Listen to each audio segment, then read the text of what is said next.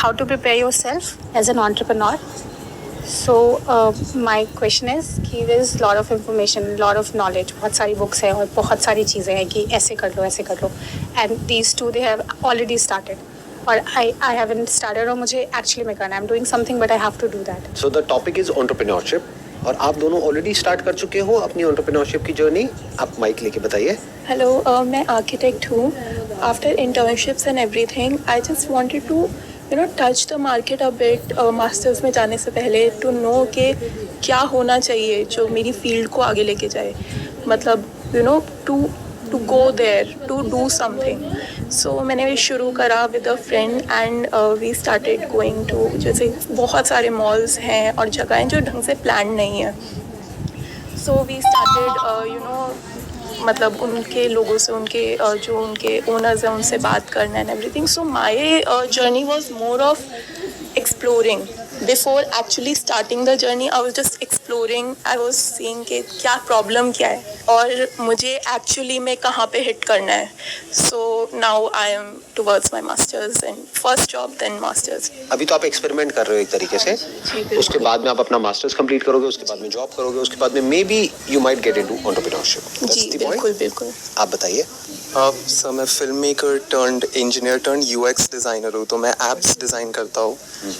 College के बाद मैं एक बहुत अच्छी कंपनी में था, बट मुझे रियलाइज़ हुआ कि यंग हूँ तो थोड़ा कुछ इंटरेस्टिंग करते. तो मुझे एक ईमेल आया एक कपल का, जो दे सेड कि फिजिकल इवेंट्स नहीं होंगे, वर्चुअल इवेंट्स होंगे. हमारा ये आइडिया है. मैं बोला हाँ मुझे डिज़ाइन करना है. तो एक साल मैंने उनके साथ बैठ के डिज़ाइन करा. अब हम उसी स्टार्टअप को ग्रो कर रहे हैं. तो हमने सीड फंडिंग रेज करी है. अब धीरे धीरे लोग हायर कर रहे हैं और सीख रहे हैं. आपका कॉन्सेप्ट क्या है कि वर्चुअल जो इवेंट्स होंगे, how is it different from zoom meetings? Sir zoom तो बहुत बोरिंग होती है क्योंकि जूम की हर मीटिंग एक जैसी दिखती है. तो हमारे प्लेटफॉर्म पे एक वर्चुअल स्टेज है, एक वर्चुअल लॉबी है. आप घुसते हो, उसमें टीवीज़ है, वर्चुअल एग्जीबिशन है. तो ऐसा लगता है कि आप एक वर्ल्ड में घुस रहे हो. तो हम कंपनीज को ही टारगेट करते हैं, छोटी उसमें नहीं करते क्योंकि कंपनीज में मार्जिन आता है. तो उसी में धीरे धीरे बढ़ रहे हैं. बिजनेस शुरू हो गया है. You started getting orders? हाँ जी sir. We are 98 people now. So you are one of the co-founders in that company और लाइक फाउंडर्स तो नहीं बोल सकता क्योंकि आइडिया मेरा नहीं था, but I am the one who designed the entire thing. What I am asking is, are you an entrepreneur और you are working in that company? I am working in that company. Okay, आप कुछ कहना चाहते हैं बताइए. जो UX designing है, architecture भी धीरे धीरे उसी फील्ड में जा रहा है. बेसिकली ये स्पेस एक आर्किटेक्ट ने फिजिकली डिज़ाइन करी है, but now everything would be design virtually.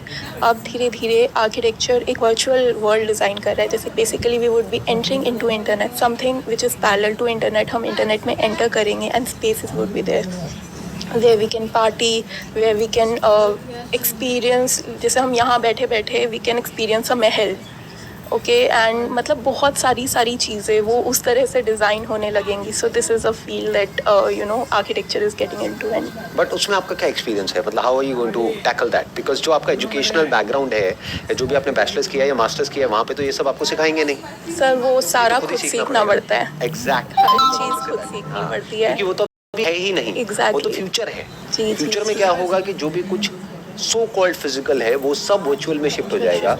Virtually लोग हैंग आउट करेंगे, वर्चुअली पार्टी करेंगे, वर्चुअली शॉपिंग करेंगे. वर्चुअली एक ऐसा एक्सपीरियंस होगा जिसको डिफरेंशिएट करना बहुत मुश्किल हो जाएगा रियल वर्ल्ड से. मतलब एक बार एक इंसान उस वर्ल्ड में गया देन इट वुड, तो he will forget about it कि वो अभी एक्चुअल में ताजमहल के सामने है या वर्चुअली ताजमहल के सामने है. तो what you are saying is कि आर्किटेक्ट का भी उसमें एक रोल आ जाएगा, not just the UX developer और डिजाइनर, बट आपका भी एक रोल आ जाएगा कि how to plan that space, virtual space. You were saying something. हाँ बताइए. Yeah, this is what freaks me out. Like everybody is doing so. मतलब कोई टेक्नोलॉजिकल बहुत एडवांस है, किसी को स्टॉक मार्केट समझ में आता है. And I am like from commerce background and school पे जो भी अपॉर्चुनिटी अवेलेबल थी I did everything. Like debate करा लो, डांस करा लो, कल्चर फेस्ट करा लो, ड्राइंग करा लो, जो अपॉर्चुनिटी थी वो ग्रैब किया. अभी मुझे लग रहा है कि entrepreneurship is something I can do, but उस पर फिर ये स्किल भी तो चाहिए. और अगर स्किल नहीं है आपके पास तो आपको एक इंसान चाहिए होगा जो आपके लिए डिज़ाइन करके दे. अपने दोस्तों को करेगी क्या मेरे साथ? लाइक अरे नहीं, मैं तो जॉब ही करने वाली हूँ. तो लाइक वो टीम भी नहीं मिल पा रही और ना मैं देख पा रही हूँ कि वो टीम कौन होगी, वो ट्रस्ट कौन होगा. अपने फ्रेंड्स के यहाँ जाती हूँ, अगर उनके पापा बिजनेस मैन, उनसे पूछती रहती हूँ आपने कैसे किया था। बहुत अलग चैलेंजेस था, पापा से 20,000 लिया और खोल लिया होटल। फिर उनका चैलेंज भी सुनती हूँ कि अच्छा ट्रस्ट का चैलेंज। 20,000 रुपए में होटल खोल लिया उस टाइम या ढाबा खोल लिया? ढाबा, हाँ, बट नाउ इट्स होटल। ठीक है। तो इट्स लाइक पूछती रहती हूँ, लेकिन मुझे ये समझ में आ गया है कि अभी के चैलेंजेस बहुत ज़्यादा अलग है और मैं उतनी इक्विप्ड नहीं हूँ। और उसके लिए मैं ये नहीं समझ रहा मैं वो स्किल सीखने लग जाऊँ या किसी को हायर करूँ, और अगर हायर करूँगी तो मेरे पास कोई आएगा ही, क्योंकि मैं तो खुद स्टार्ट कर रही हूँ। तो I don't know where to like कैसे स्टार्ट करूँ। Like that is not important कि कैसे स्टार्ट करूँ, क्या स्टार्ट करूँ। What is important is what is entrepreneurship. क्या हमको पता है कि एंटरप्रेन्योरशिप क्या है? बिल्कुल ऐसा है कि मैं कौन सी गाड़ी चलाऊँ, कैसे गाड़ी चलाऊँ, ये इंपॉर्टेंट है या पहले ये समझना इंपॉर्टेंट है कि गाड़ी होती क्या है? गाड़ी में ये ब्रेक होता है, ये गियर होता है, ये स्टीयरिंग होता है, ये तो हमें पता नहीं है। हम सीधा ही जंप मारते हैं और फिर एक्सीडेंट हो जाता है। The right question to ask is what is entrepreneurship. अगर ये क्वेश्चन का आंसर आपके पास में क्लियर कट है तो कुछ भी मुश्किल नहीं है, फिर सब कुछ बहुत आसान है। बट अगर ये क्लियर नहीं है और ये आपको लगता है कि मुझे पता है, which may be very different from जो रियलिटी है, तो आप स्टक हो। That is the reason because of which you are stuck. तो my question to you is what is entrepreneurship? I don't have much experience of myself, but जैसे आपने शुरू करा वैसे मेरे फादर ने करा, तो I was very lucky to have first hand experience. तो मेरे को हमेशा ऐसा लगता है कि एंटरप्रेन्योरशिप कोई एक चीज़ नहीं है। It's not just information, it's not just knowledge, it's everything. It's personality, it's experience, it's knowledge, it's connections, it's security, it's everything. और जब हम उसको बैलेंस करते हैं, जैसे गाड़ी सिर्फ गियर नहीं है, इट्स एवरीथिंग। आपके पास स्टीयरिंग आना चाहिए, आपको पता होना चाहिए कौन से गियर में गाड़ी चल रही है, आपके पास ब्रेक है, आपके पास सब कुछ, एक्सेलरेटर है, क्लच है। तो जब आप उन सबको मिक्स करके एक स्पीड में धीरे धीरे बढ़ते हो, रुकते हो, बढ़ते हो, रुकते हो, गिरते हो, बढ़ते हो, आगे बढ़ते हो, पर कॉन्स्टेंटली चलते हो। आप क्या कहना चाहते हैं इसके बारे में? सर ऑफ कोर्स मेरे पास भी पर्सनल एक्सपीरियंस नहीं है, but I love reading about Azim Prem ji या जमशेद जी टाटा। तो मुझे रियलाइज़ हुआ कि ये सारे लोग जो बहुत सक्सेसफुल एंटरप्रेन्योर्स हैं, they had the ability to recognise opportunity, and जैसे वो उस अपॉर्चुनिटी को देख रहे थे, they felt extremely excited about it. Most cases में क्या होता है, अगर बाकी लोगों को अपॉर्चुनिटी दिख भी रही है, they are not excited about it, but ये लोग बहुत एक्साइटेड थे। और क्या होता है कि when you are emotionally aligned, तो you have immense power coming from the inside.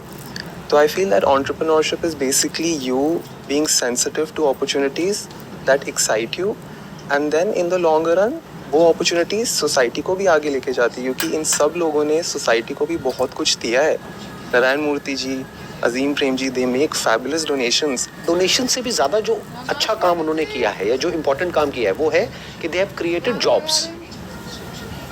उन्होंने जो हमारी कंट्री है उसकी इकोनॉमी की जो ग्रोथ है उसको एक्सेलरेट किया है।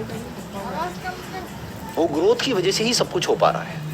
वो जो टैक्सेस आते हैं गवर्नमेंट के पास में, वहीं से तो सब कुछ होता है। तो वो ज़्यादा इंपॉर्टेंट है बजाय कि charity, because charity is more like a one of kind of a thing. बहुत लोग बहुत इंपॉर्टेंस देते हैं चैरिटी को, बट अगर आप मेरे स्टैंड पॉइंट से देखोगे, सबसे बड़ी चैरिटी ये है कि किसी इंसान का आप जिंदगी भर के लिए पेट भर दो, और सिर्फ उस इंसान का नहीं, उसकी पूरी फैमिली का। यानी उसको आप जॉब दे दो, वो भी एक सेफ एंड सिक्योर जॉब जहाँ पर कि rules and regulations properly defined हो और फेयर प्रैक्टिसेस हो, कुछ भी अनफेयर ना हो।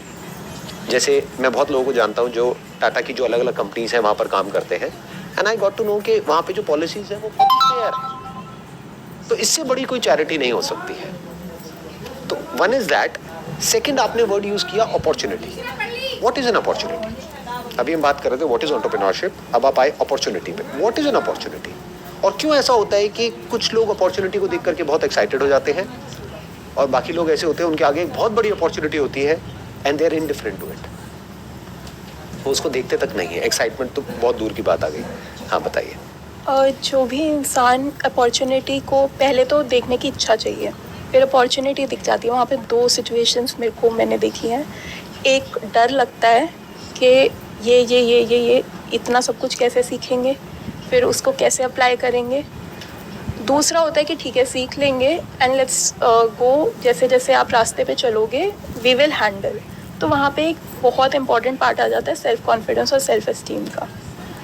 अगर सेल्फ एस्टीम और सेल्फ कॉन्फिडेंस दोनों अपनी प्लेस पे हैं तो आप करोगे, आप दांव पे लगाओगे अपनी चीज़ों को।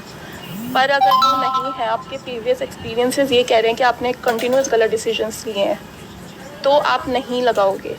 फिर भी अब जैसे अब मैं एक वर्ड यूज़ कर रही हूँ जो मेरी लाइफ में बहुत हुआ, faith.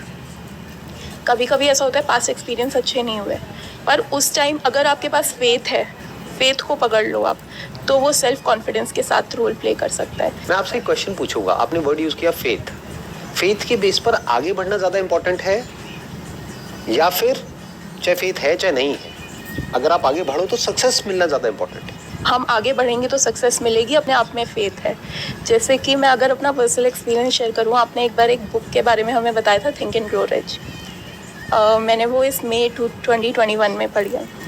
Before that I was totally in darkness. मैं सबके पास, अपने फ्रेंड्स जो मुझे लगता है कि स्मार्ट हैं, उन्होंने अपनी लाइफ को सेट किया है, उनसे सलाह ले रही हूँ या फिर आपकी वीडियोस देख रही हूँ। मैं मतलब जितने भी सोर्स ऑफ इंफॉर्मेशन थी, मैंने सबको टैप करने की कोशिश करी। And somehow by I am a little faithful person, तो मैं ऐसे लक और फेथ वर्ड यूज़ करूँगी।